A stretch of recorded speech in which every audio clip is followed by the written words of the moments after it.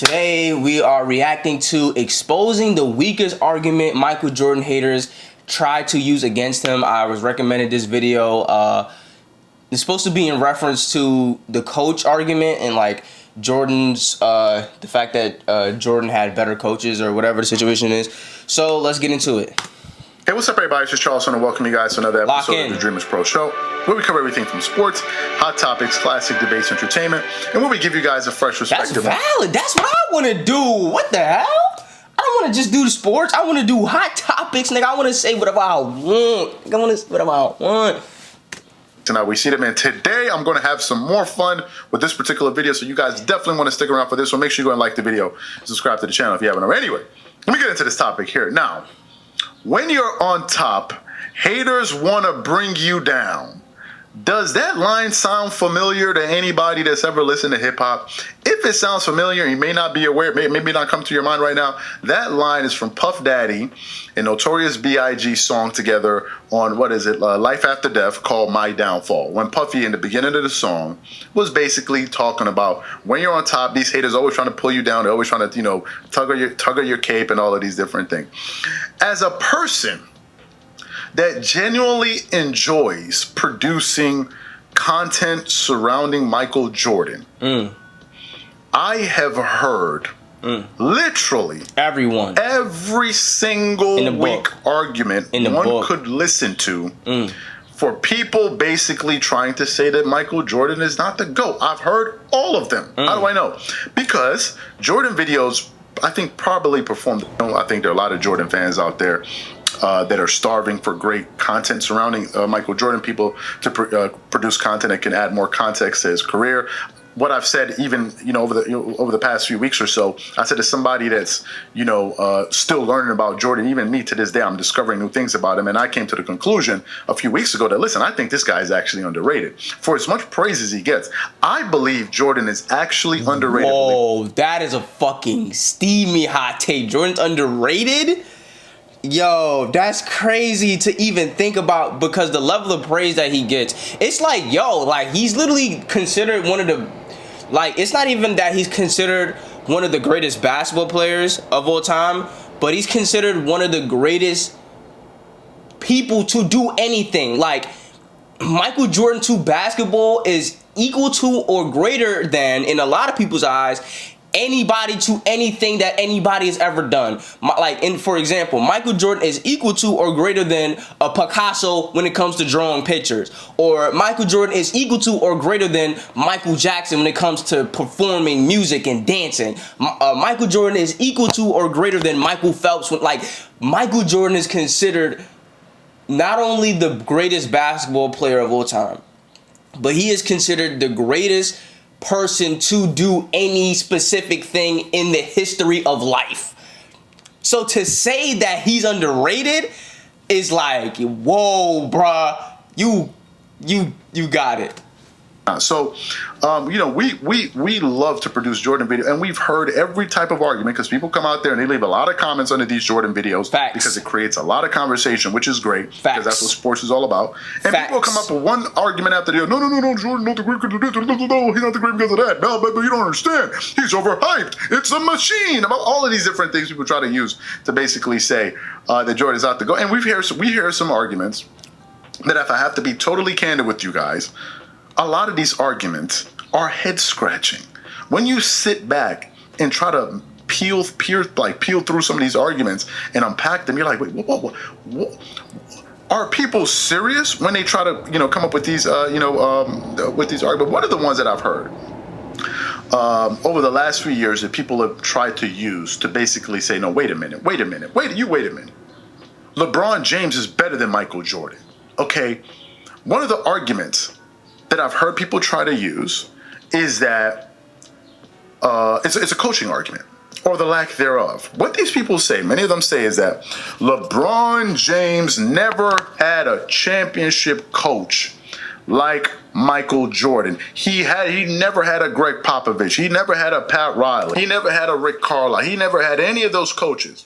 He was basically the coach on the floor, and it was due to his greatness that many of his teams were able to win NBA championships. It was his leadership on the court, his coaching. That's the reason that these teams were able to win all of these NBA championships. He turned all of those coaches that he won those 4 championships with into championship coaches. And had it not been for the greatness of LeBron James, these coaches would never be great coaches ever again. Who is Eric Spoelstra? Who was Eric Spoelstra before he met LeBron James? Well, he was a coach that just went to the NBA Finals 2 years ago without him. Who was Ty Lue without LeBron James? He was the guy that went to the Western Conference Finals without his best player in Kawhi Leonard and almost went to the NBA Finals if had the Clippers been able to pull out that. Well, that was after he played with LeBron. But Ty Lue's a great coach. No disrespect. Eric Spoelstra, Ty Lue, great coaches. Not taking nothing away from them. Game 6 when they go to Game 7. That's basically who Ty Lue. So these are the arguments that people have been throwing out there. And what I've noticed is this. If you aren't mindful enough, if you aren't careful, these people will be able to get this argument over or get it over on you if you're not paying attention. They do it in a very, very, very, very slick way, right?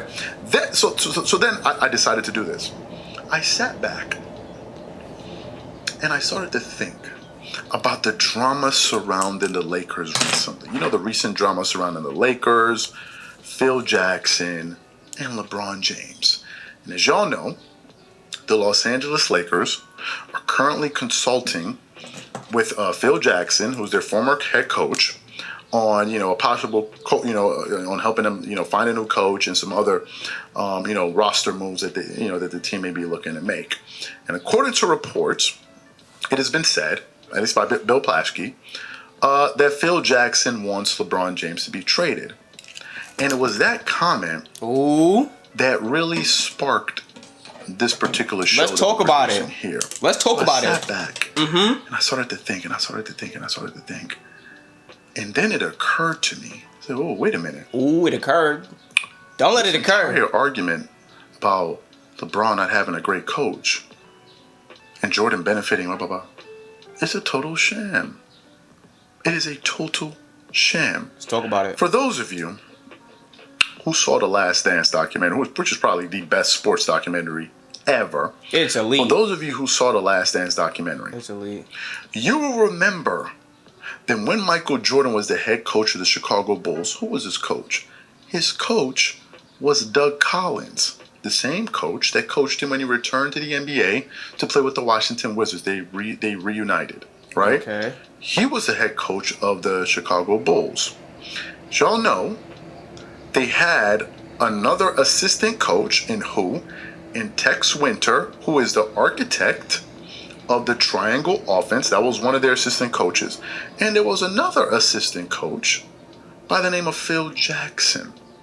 That was the second assistant coach. And Phil Jackson bought into the triangle offense, and he was the one that was able to convince Michael Jordan to use it when ultimately he became the head coach. He persuaded Jordan to use the triangle offense in order to incorporate more of his teammates, and his scoring averages went down, but then he started winning championships. I agree. So help me understand something, please. Get to the point, though. Let's get to the point. What championship did Phil Jackson win before he became the head coach of the Chicago Bulls? Y'all can take as much time as y'all want, man. The floor is yours. Y'all can take as much time as y'all want. What championship did Phil Jackson win before he became the head coach of the Chicago Bulls? Please. Did he win championships with the Knicks? I don't know. As a player, I don't know. Help me understand. I don't know. You know what championship he won? He won no championships. He was never a championship coach when he joined the Chicago Bulls. What happened was him and Michael Jordan teamed up together, and then they started winning championships together. So if you are in awe, for the people that believe that somehow LeBron is better than Michael Jordan, if you guys are in awe of how LeBron was able to win all these championships without a championship coach, then what does that say about Michael Jordan then? Ah, damn, we can't use that argument now. We got to go look up. We got to go look for something else. Jordan never had a championship coach when he started his career. And yet we lay bare another weak argument, and we can look at it in the coffin because we have put it to sleep. Okay, so first and foremost, I don't think LeBron is better than Michael Jordan. That's first and foremost. Secondly, I just want to make sure I hit every point. So secondly, if we're going to use that argument, we can't give Ty Lue credit for getting the Clippers to the Western Conference Finals because that happened after he played with LeBron. The same way that then I will be able to say, well, Phil Jackson got championships with the Lakers. Well, that was after he played with Michael Jordan. Okay, well, Phil Jackson had the majority of his success after Ty Lue had the majority of his success as a coach after he played with LeBron. That's first and foremost. And I think that it's not really about the quality of the coach as much because LeBron has had some great coaches.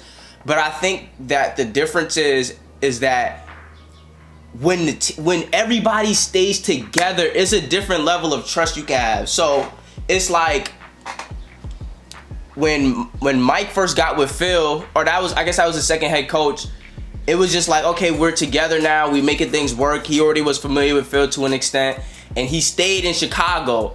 So it's a different level of trust. Like when LeBron's moving around, like you don't really like, it's just different. Like you don't really trust, you don't really know, or you feel like because Cleveland didn't do you right, now you got to take control. You know what I'm saying? Like Cleveland did you wrong. So it's like, yo, like before LeBron went to Miami, I don't really know the relationship he had with the coaches. I don't know how much he bought into the system. But when you have to leave, there's a different level of trust that you have. Y'all aren't gonna get it done. Y'all aren't gonna put the talent around me. Y'all aren't gonna give me good head coaches or y'all not gonna give me the support I need. So I have to do what I need to do to get right. Versus when Mike stayed in Chicago, it's like, okay, I'm still here. Like I didn't leave, so it's like, okay, I still trust. Right? I'm not, I don't want to make that an excuse or anything. But it's almost unfair to really say that because it's like, it wasn't that Phil Jackson's first head coaching job. Now, I would feel you if Phil Jackson only got 6 championships with Michael Jordan. If that was the case, I could feel you 100%. But he got 5 with Kobe. The formula works. And let me say this right now, that 2009, 2010 Lakers team, that wasn't the most talented team in the league. It just wasn't. The 2001 Lakers was one of the only teams in NBA history to win a championship without a top 10 defense. Right? So it's not necessarily that they had all the pieces. They had a great 1-2 tandem. But Phil Jackson had a proven... I'm not going to give him credit for the triangle, but the way he coached, right? When you hear Phil Jackson and Kobe and Ori, give him a lot of credit for his philosophies and meditation and just the way that he coached and the way that he trusted. And, you know, Phil Jackson had a lot of success. I don't think that... I think that both... I think two things can be mutually true. I think that Michael Jordan could have had the better coaching, the better system, the better organization, and Michael Jordan can also be better. I think it's both. I think Michael Jordan is better at basketball, and he had the luxury of not having to leave Chicago and being able to stay down. And, you know, because, you know, like had they not put Scottie around him or whatever, had they not put the proper talent, the right coaching, the right system around him, and he went another 3 extra years without winning the championship, who knows what would have happened. So I think both can be true. I don't think we have to debunk every theory just for MJ to be the GOAT. Like MJ can still be the GOAT, and MJ could have had more things than LeBron. I think that, you know, the Bulls probably were more dedicated to, you know, success than Cleveland was. Cleveland, they never really put nobody around them. You know what I mean? Scottie was a really good pick, but to the defense of, I guess, Cleveland, LeBron's team was never bad enough to get the lottery pick. MJ was missing the playoffs. And I'm not saying, you know what I'm saying? Like, LeBron did such a great job holding them up. It almost, like, the advantage was almost a disadvantage. Because the Bulls were so bad, they got to get Scottie Pippen in the first round for top lottery pick. LeBron, first 3 years in the league, getting them to the finals. Like, LeBron keeping them in 2009, I think they were the first seed in the West, or the first seed in the East, and their best player was, and his second best player was Mo Williams. And Ilgauskas, maybe, if you want to, like, all right, whatever. Right? So it's just a different situation. It's just a different situation. I don't think that we have to debunk every theory. You don't have to debunk everything. Because on one hand, we say, well, Ty Lue got his team to the Western Conference Finals.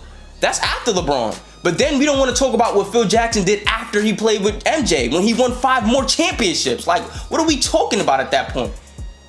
We want to give credit where we want to give credit, but then in other, we don't. Like, listen, and this is the point that I was making, though, in the video, if you guys were listening. I wanted to add context to make it, to create an accurate picture. I don't have no agenda. I don't have the agenda of, well, Michael Jordan's better, so I'm going to say whatever I need to say to make sure that Michael Jordan looks better in this light. I don't care like that. Like, okay, let me be respectful. A lot of you guys that watch me, you grew up in the 90s, or you grew up watching Michael Jordan. Let's just say that. You grew up having seen Michael Jordan. Based on the comments, I got the luxury, I got the pleasure of watching Michael Jordan. Now, I get it. He probably affected you emotionally. And you knowing, or you feeling deeply in your heart that he's better than anybody who's ever lived, you want that agenda to be known. And maybe subconsciously you'll say, or you'll align with things that aren't accurate, that fulfill the agenda. That's how humans work. If I say something to you as a human, if I say, yo, you are so smart, and let's say I don't know you, we meet and yo, you so smart, you're going to automatically believe me because it's in alignment with your agenda. But if I say you're stupid, how you know how I'm stupid? You don't even know me. But if I say you're smart, I still don't know you. But because I said something that is in alignment with what you want to hear, you're going to automatically believe it. You're not going to give no pushback to it. There's no resistance to that, because that's in alignment with what you want to hear. So just because I say Michael Jordan had a better coaching situation, which I think he did, because who was his coaches in his first 7 years with Cleveland? We don't know. We don't know. I don't know. Me personally, I don't know. Right? But LeBron was still able to get his team to the finals with what help? LeBron was still able to get his team to first seeds in the Eastern Conference Finals with Mo Williams as your best, or Ilgauskas as your best player, or Landry Hughes. Like, these are not, you know what I mean? These are not names. These are not names you bring up. These are not no Scottie Pippen, Dennis Rodman, Tony Kukoc. Not even a Tony Kukoc. But because it attacks the ego that you feel Michael Jordan is the greatest and everything needs to be in alignment with that, you're gonna push back. Ease up. Michael Jordan is the GOAT, and I accept that. And that's my opinion. But that doesn't mean that that don't mean he was Jesus Christ, bro. Like, that don't mean that that don't mean that, everybody had everything better than him, and despite all of that, he was still able to, like, Michael Jordan, like, got swept in the first round. Like, Michael Jordan missed some playoffs. And even if he did make the playoffs, he was well under 500. While LeBron was getting his team to the finals with minimum help. He was getting his team to the Eastern Conference Finals with minimal help. He was getting his team to first seed in the East with minimal help. And that allowed the team to be able to rebuild, because Michael Jordan, wasn't able to necessarily get it done in the beginning, and he wasn't able to get them far, which is why they were able to get a Scottie Pippen. So, all in all, I'm gonna conclude with this. There's still a couple minutes left in this video, but I feel like I've got the gist of it. All in all, Michael Jordan. So this, I just want you to leave with this. If you're still here, I just want there to be a takeaway. Two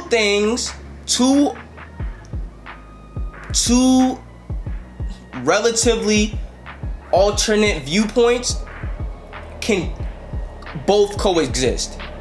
Michael Jordan can be the GOAT, and he could still have had a better coach, a better system, and a better organization than most people. Both can be true. You don't have to pull down everybody else. You don't have to do anything else for Michael Jordan to stand on his own. He's already great. I've seen the footage, bro. The footage. Once I seen the footage, it was it. That's all I needed to see for him to be the GOAT in my eyes. I never thought he was the GOAT because he had 6 championships. Because he had 6. I never thought he was the GOAT. Even if him and LeBron both had 4, I would still take MJ. Because of what I see on the basketball court. I'm out.